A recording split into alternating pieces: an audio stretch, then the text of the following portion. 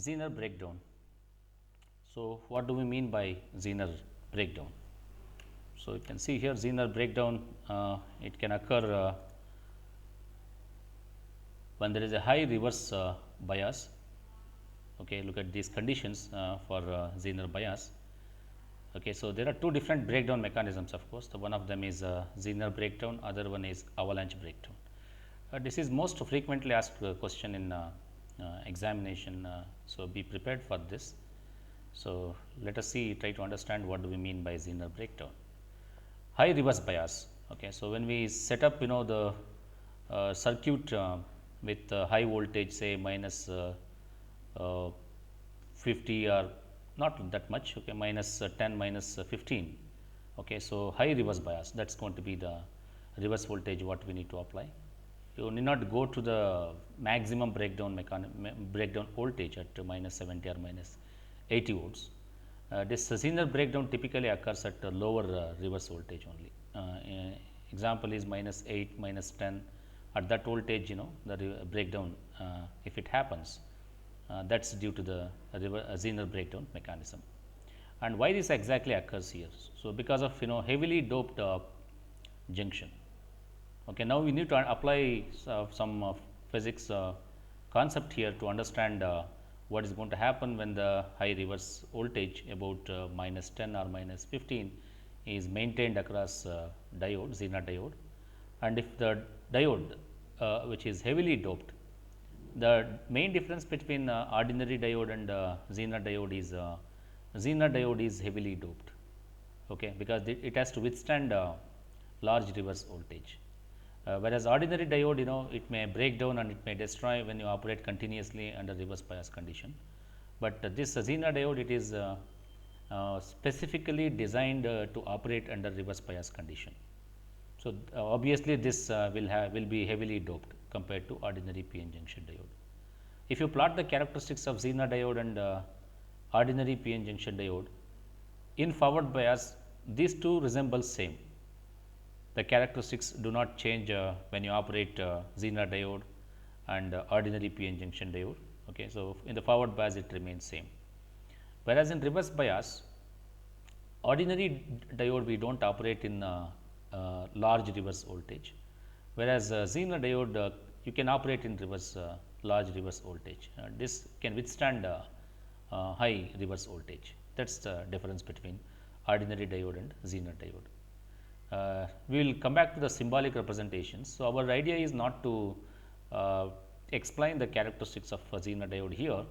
Instead, we are explaining here the mechanisms of breakdown in diode. So, one breakdown which happens is due to the high reverse voltage if you apply, typically minus 10 volt, and if the diode is heavily doped, and the breakdown that occurs is mainly due to the Zener breakdown.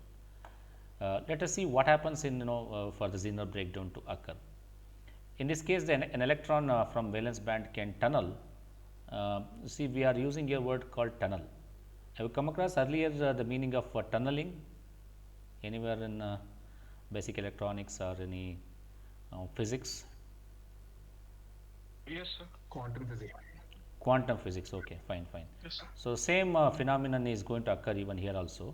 With reference to Zener, I would like to explain what do we mean by tunneling. Okay, so, an electron from the valence band can tunnel.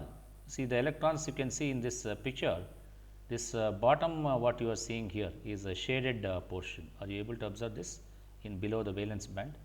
So, this is there are huge electrons in the valence band here. Okay, whether it is a p type semiconductor or n type semiconductor, it does not matter here. So, the valence band is completely filled with electrons here, that is it is showed. Only here we are showing electron with shaded region, whereas in other energy band diagrams we are not showing it. The reason for showing here is to indicate there are huge electrons in the valence band, whether it is below EVP or whether it is below EVN, there are huge electrons are present here. So, these electrons are there unable to find any empty positions here. Okay, so, that is the reason here so they try to look for alternative positions here. This is energy band diagram with equilibrium condition, of course. You can see the Fermi level is exactly a straight line which is running from P region to N region here. And in depletion region you can observe here there is a band bending here, but Fermi level does not bends, only the conduction band level from P to N and the valence band level they keep bending to form a depletion region. Okay. So, here compared to other energy band diagrams, this shaded portion indicates it is completely all states are filled with electrons here. That means, electrons are looking here for empty positions here, empty states I can say here. Okay. So, in equilibrium it is not possible. So, you can look at here when we apply reverse bias what is going to happen. So, obviously, this ECN is going below when we apply reverse bias. You can observe here ECN has gone below than this EVP. Now, EVP is above. Okay, you are seeing here this EVP, this thick line here below that we have a shaded portion. So, this EVP is above, but you can also see here ECN is below now. This is due to the high reverse voltage what we have applied. We already seen in forward and reverse bias, how the barrier width keep increasing in the reverse bias specifically. So, the barrier reverse barrier here barrier potential, the side keeps increasing, and due to that the conduction band energy level keeps moving down, whereas valence band energy level EVP keeps moving up. More the voltage you apply, this ECN keeps moving down and EVP keeps moving up. And also you can observe here there is a splitting in the Fermi levels. So, you can see there is a EFP this keeps moving above, and EFN that keeps moving down. Now, you observe here now the barrier here, the band gap here is going to be very large, that is what you are observing here. There is in the equilibrium condition you can observe there is equilibrium, there is equal band gap when you move from P side to N side. Whereas, under reverse bias condition you can observe here under neutral P region there is a large band gap and even neutral N region also, but look at the gap here at the depletion region. So, this is W that represents the depletion region here.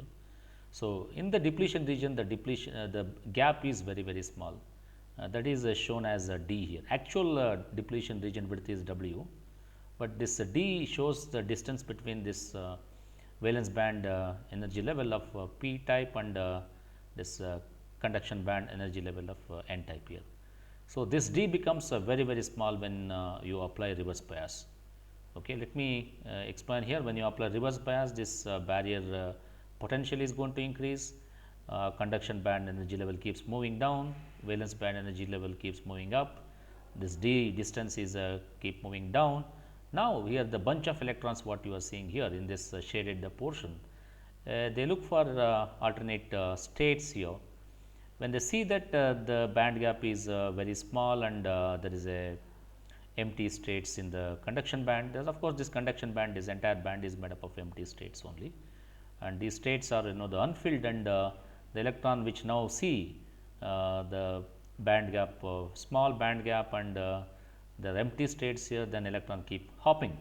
In a single hop the electron from the valence band keep moving to the conduction band here.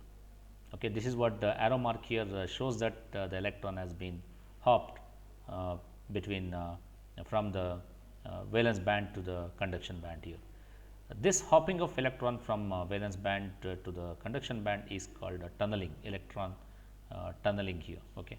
So, this usually happens when for high reverse voltage and when the band gap is very small. Okay. So, this is the mechanism energy band interpretation of Zener breakdown. Like this the so large number of electrons may see empty states in the valence conduction band here, and they may keep moving into the conduction band, that creates lot of current flow. This becomes free, totally free, and it causes lot of current flow here. Okay. So, this is the mechanism, this kind of the mechanism is called the large current flow, that is called as a breakdown. So, usually when the breakdown occurs, large current will keep flowing, and that large current flow mechanism is called as Zener breakdown here. Okay. So, now let me continue here. So, the tunneling to the conduction band on N side will occur. Tunneling can only occur if the EVP and EC and cross each other. That is what you are seeing here, they are crossing each other. Okay. And the width of the depletion region W is very small. So, this becomes very small because of high reverse voltage. Zener breakdown typically occurs for heavily doped junction. When the junction is when the complete junctions are heavily doped, there is a strong electric field here because the depletion width is very small. Under small region here, strong electric field exists here. This electric field, the causes this electron tunneling, and this tunneling mechanism allows the more large current to flow here. For few small amount of voltage, reverse voltage, you will get a large amount of current here because of more and more electrons keep tunneling here. So, Zener breakdown can be explained in a two different way, or two different types of interpretation we can have. One is energy band interpretation, that is what we have explained so far. There is another interpretation which is called physical interpretation. Let us go through that. So, I hope you understand this energy band diagram interpretation. So, whenever there is a crossing of conduction band energy level and valence band energy level, and when the distance is very small and depletion width is very small, so electron keep hopping from valence band to the conduction band. This mechanism is called tunneling, and large current flow for small reverse voltage. So, that is the energy band interpretation. Look at physical interpretation here. With high doping, normally the Zener diodes are heavily doped, and when you apply large reverse bias, there is a strong electric field. Okay, because of large reverse bias, obviously the depletion width will be less. When depletion width is less, there is a strong electric field. So, electric field in the depletion region. Okay, if the field is increased at 10 to the power of 6 volts per centimeter. Okay, so this is the amount of field that exists in the depletion region. So, by adding a reverse bias, so then electrons will participate in the covalent bonds can turn away and become mobile electrons. So, the whatever you have seen covalent bonds forming between the silicon atoms, that will get a break, and the electron becomes totally free, and more and more electrons becoming free and entering into the conduction band makes large current to surge, and therefore, the Zener breakdown occurs here. So, this is the physical interpretation here. Physical interpretation is basically on reverse bias and high electric field. If the field is at the rate, if it increased to this level 10 to the power of 6 volts per centimeter for the reverse bias that we have established across the P and N. So, then electrons can break the covalent bonds. Electrons which are participating in the formation of covalent bonds, now it will break away, and they are totally set free because of this strong electric field. And once electrons are set free, they become mobile electrons. Okay.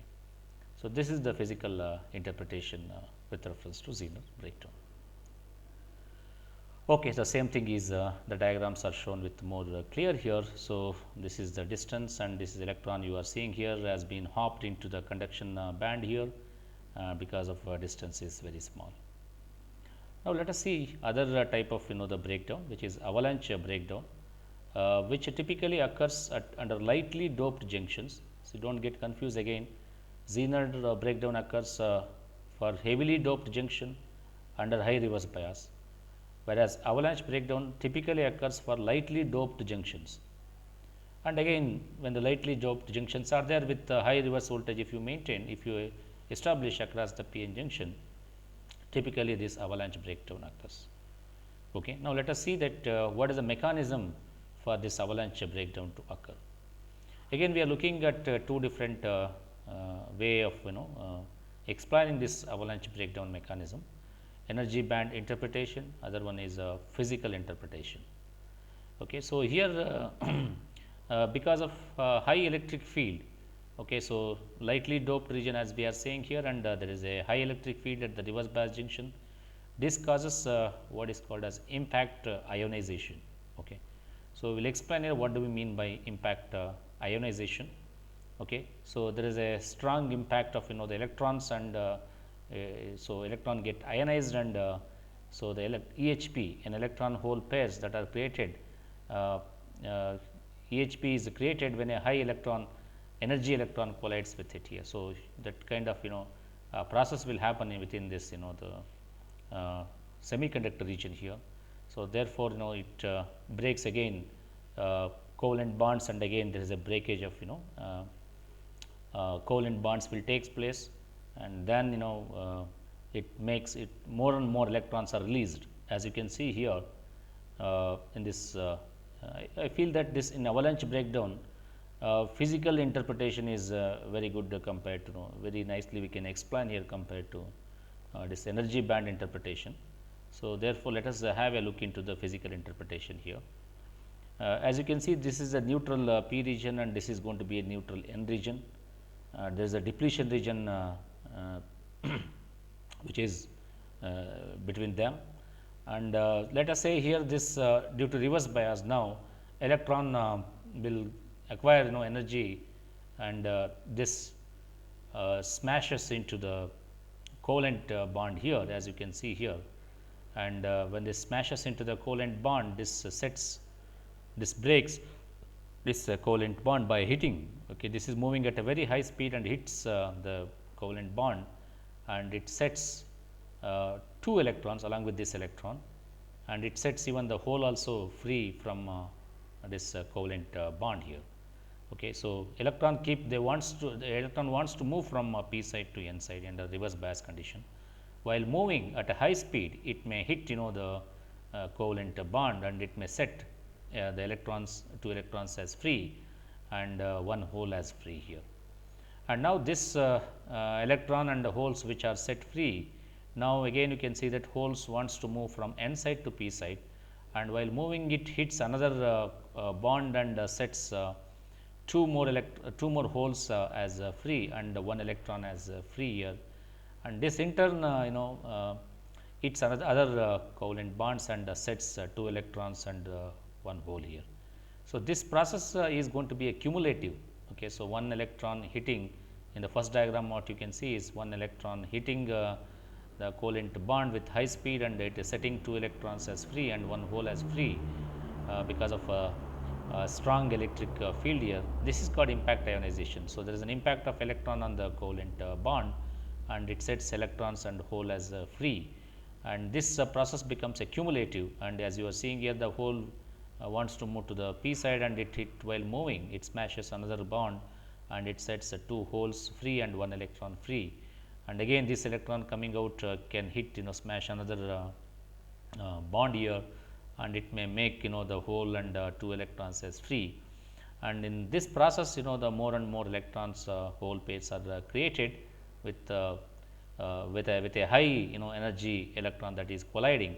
So, this the process will repeat itself, and it causes the multiplication of charge carriers. You have seen 1 electron here, and it has become 2 electrons. 2 electrons has become now this will hit with other bonds, and it will more and more electrons will be formed here, electron hole pairs. Okay, electrons you are seeing here and holes you are seeing here.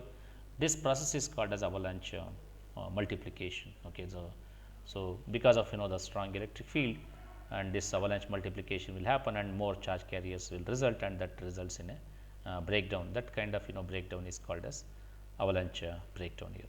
Okay. So, I hope we have understood 2 different types of breakdown mechanisms. One is Zener breakdown, which typically occurs at lower voltage. When we see 2 breakdowns like Zener and avalanche breakdown, if the breakdown occurs at low voltage, is because of Zener breakdown. Okay. So, this happens usually at low voltage. As I mentioned already, typically about the 8 to 10 volts, this if diode breaks down due to reverse bias and heavily doped junction, that is due to the Zener breakdown. So, while you conduct experiment in the laboratory also, suppose in case if you apply a voltage like minus 10, minus 12, and if diode breaks down, that may be due to the Zener breakdown. Okay. Zener breakdown mechanism here. So, interpretation can be given in 2 different ways here, as we have discussed. If at all the diode breaks down at high reverse voltage, typically minus 50 or minus 60 volts, due to the avalanche multiplication. This is the mechanism here. So, due to this the diode breaks down, and the breakdown phenomenon is due to the avalanche multiplication. So, this kind of large current will surge under this. Okay. So, avalanche breakdown occurs at larger reverse voltage compared to Zener breakdown. Zener breakdown always occurs at early. Even both occurs at reverse bias only, but it all depends on whether it is junction is lightly doped or heavily doped. If PN junction is lightly doped, and if you apply large reverse voltage and typically about -60, -70, and if breakdown happens, that may be due to the avalanche breakdown mechanisms here. Okay. I think we have explained enough details with these two breakdown mechanisms. So, let us move on to the a graph here, a graphical representation to show that avalanche breakdown process as a function of the doping and the band gap. In this graph, what you can observe here is the y axis is breakdown voltage, as you can see here 1 volt, 2, 4, 6, 8, 10, 100, and you can see 1000 here.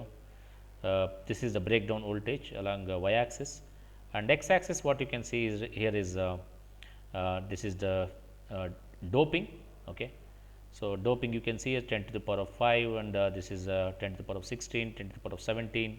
So, this is doping is measured in per centimeter cube.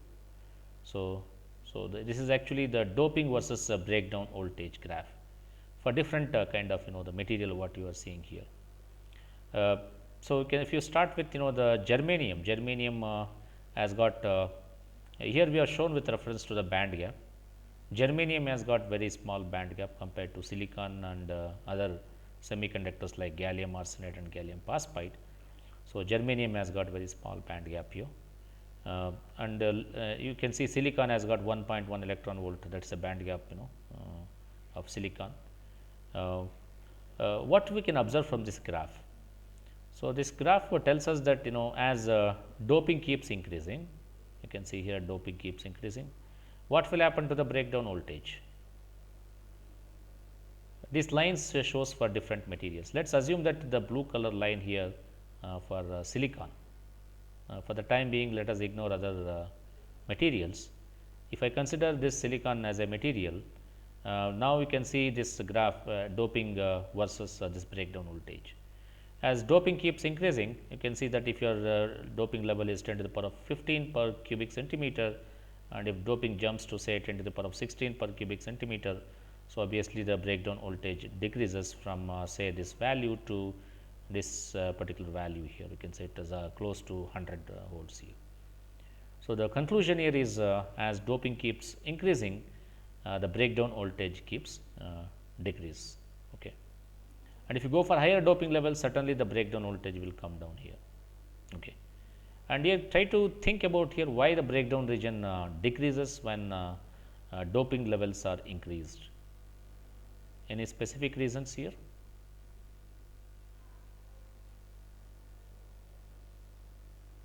What may be the reason of increase in doping levels falls decreases the breakdown voltage? If you look at the physical interpretation, anybody can give explanation for that? More collisions with the covalent bonds, so and the more electrons to collide at a lower voltage.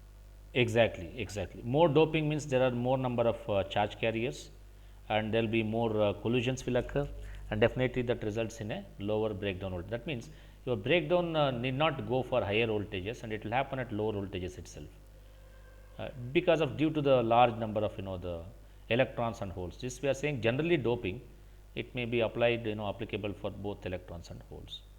And also there is another this arrow mark shows that even with the band gap is increased. Okay, suppose if you take two materials like germanium and silicon here, they have different breakdown mechanisms here, breakdown voltages, right?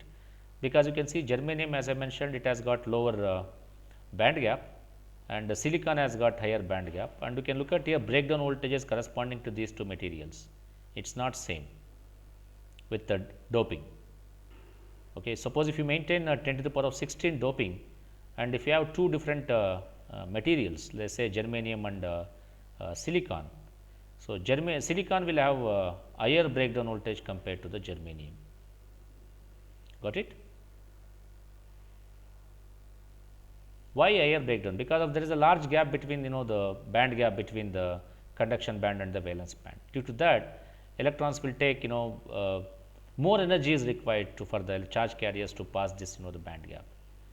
So, due to that there will be higher breakdown of for the silicon compared to the germanium for the same doping concentration here. Okay, so this is what the graph one should be aware of that this graph explains us doping versus breakdown voltage. The conclusion here is as doping keeps increasing, the breakdown voltage keeps decreasing for different materials here. Okay. Okay, so this I think this how exactly diode performance affects the with reference to different specifications. This you can take some time and fill out all these things depending on the built-in potential. These formulas we should have here, then only you can you are able to fill this whether built-in potential if you increase the doping, whether built-in potential increases or decreases, that you need to mention in each of these boxes here. When the area increases, what will happen to the built-in potential? When the material band gap increases, what will happen to the built-in potential? Look at the various formulas associated with this, and then you can definitely fill up this spaces in this box. Okay, so in electronics, what is important is the behavior is very important, whether it is a linear or non-linear behavior. Do you think a diode is linear or non-linear?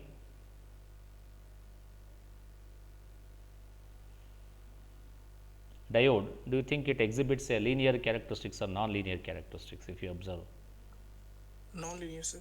Non-linear, because you can see the graphical representation of a diode. Let me jump here. This you can look at here. This diode is this is actual diode characteristics. Small amount of current flows in the reverse bias, which is saturation current, and in the forward direction you can see that current flows in exponential manner here. Okay, in the forward bias condition here. And if you observe this entire characteristics of a p-n junction, it is non-linear. It is not linear. Can you tell me some elements which behaves in a linear manner? Resistance, capacitance, RLC. Yeah. So those elements which behaves resistor particularly it behaves in a linear manner, because if you look at V versus I graph, it's like a 45-degree line which passes from the origin. Okay. Now the engineers they mainly look at devices which exhibits linear characteristics. They are not interested in devices which are exhibiting non-linear characteristics. Even many times they are trying to model the circuits with if you look at these elements, like these are the main basic components of electronics, like resistor, capacitor and inductor, and their voltage and current relationship is not linear if you observe it. Okay. Suppose if resistor exhibits a linear characteristics, V is equal to IR, capacitor and inductor may not exhibit linear characteristics because they are related with the differentiation and integration. So, they are not behaves in a linear, their functions are not in a linear manner, behaves in linear manner. So, now let us look at a diode. When you take a p-n junction here, so though it is entire curve is non-linear, you can model that with linear circuit elements. So, one such model various models we are showing here, okay, starting from less accurate and more simple model to more accurate and less simple model. Okay. You can see various diode models here. Let us take first one ideal diode model here. So, ideal diode model, you see actual characteristics we are shown here. When you conduct an experiment in the laboratory, diode exhibit this actual characteristics, but you can also model this by with only if you look at this diode what we are considering as an ideal diode means it should conduct, it should behave like this. Okay. This is a more simple model because when voltage is less than 0, there is no current flow through the diode, but when the voltage is above 0 or 0, there is an infinite amount of current flow here. This is what you can see here. So, this is an ideal diode here. So, this is one such model here, okay, so which exhibits it's like blocks current for voltage less than 0 and allows current for voltage greater than 0. So, this kind of the model is called linear ideal diode model here. Another way of interpreting is if you add power supply to this, that represents the built-in voltage, the characteristics more or less looks as the ideal diode only, but we have added here E naught as a built-in potential. to make it more towards the practical, though it is not doesn't behave like a practical diode, because it does not exhibit any slope here. We only have here the potential. Now, you know how this diode works. For voltage less than E naught, there is no current flow, 0 current flows, and for voltage greater than E naught or equal to E naught. So, there is a large amount of current flow here. So, this kind of model is called as a ideal diode with offset voltage. So, this offset voltage represents built-in potential or barrier potential of this diode here. So, that means we are just modeling a diode. First, we have seen the ideal diode without any barrier potential. So, the behavior is shown as a shown in terms of the characteristics. Next, we have added a offset voltage in series with the diode, and its behavior has little bit changed, okay, with which conducts for voltage greater than E naught. And now, see here, if you add some resistance here in series with the offset voltage, if you add resistance here, then you will this curve will exhibit some amount of slope here, as you are seeing here. Okay. So, though it may not behave like exponential, because resistor is a linear element here, this the ideal diode with offset voltage and resistance, it is more of like actual diode. Okay. May not be 100%, maybe the to maximum extent this behavior is same as the actual diode. That means, if you can model the diode with an ideal diode with offset voltage and with resistor, the characteristics this circuit elements exhibit, it's more or less looks like an actual diode. Okay, these are the various the approximations of p-n junction diode using linear elements here. Okay, so this E naught and R, they are going to be linear elements. So, using them we can construct the diode. Basically, diode is a non-linear element. So, we are constructing non-linear element using the linear circuit elements here, non-linear device with a linear circuit elements here. And finally, this is going to be the less simple model, and it's more accurate model. There may be even there is advancement in these models also, but according to our syllabus, this is going to be the final model here, okay, which resembles the actual diode characteristics here. Okay, so I think it's a time to stop at this point. Any questions are there I can take up before we stop today's class? Any questions? Sir, Yeah.